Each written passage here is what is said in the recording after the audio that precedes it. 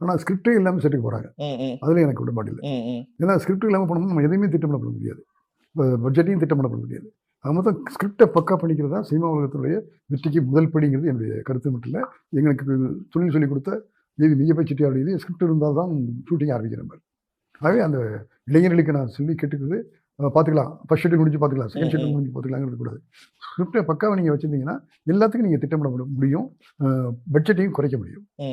ஆகவே நான் இப்போ எடிட்டிங்லேருந்து வந்ததுனால, எடிட்டிங்கை நான் கற்றுக்கிட்டு வந்ததுனால செட்லேயே நான் இதை டைலாக் பேப்பர் வந்த உடனே நான் எடிட் பண்ணிடுவேன். இது வேணும், இது வேண்டாம், இது ரிப்பிட்டேஷன் ஆகுது அப்படிங்கிறத பேப்பர்லேயே கட் பண்ணிடுவேன். ஆகவே அங்கே எடுக்கிற நேரம் மிச்சம், ஆர்டிஸ்டுக்கு டைம் மிச்சம்.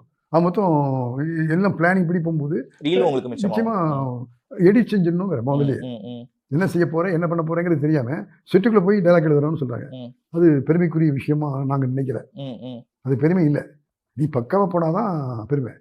இன்றைக்கும் சொல்கிறேன், இவ்வளவு படங்கள் பண்ணிட்டோம், எல்லாம் மட்டும் நான் செட்டுக்குள்ளே கால் எடுத்து வைக்கிறதுக்கு முன்னால் என் ஸ்கிரிப்டை பார்த்தீங்கன்னா ஷார்ட் மார்க் பண்ணிவிடுவேன். என்னென்ன ஷார்ட் எனக்கு இதெல்லாம் மார்க் பண்ணி பேப்பர்லேயே எடிட் பண்ணி பார்க்குற மாதிரி அந்த ஸ்கிரிப்ட் இருக்கும். அது வேணும். ஆகவே நான் போனேன், நான் செட்டுக்குள்ளே போய் டைலாக் எழுதுன்னு சொல்கிறது பெரிய விஷயம் இல்லை.